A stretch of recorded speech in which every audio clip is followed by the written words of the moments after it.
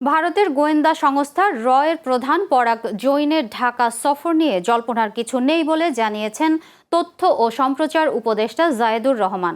আজ সরকারি কার্যক্রমের সাপ্তাহিক ব্রিফিংয়ে তিনি বলেন, দুই দেশের গোয়েন্দা সংস্থার নিজ নিজ কাউন্টার পার্টের মাধ্যমে বৈঠক ও যোগাযোগ স্বাভাবিক বিষয়।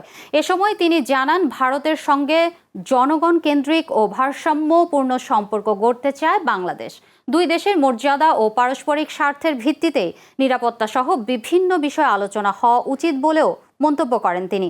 পাশাপাশি স্বাস্থ্য খাতে ৩০ দিনের মধ্যে দৃশ্যমান পরিবর্তন, নতুন সড়ক জোন ও কমিউটার ট্রেন চালু সহ বিভিন্ন উদ্যোগের কথা জানান তিনি।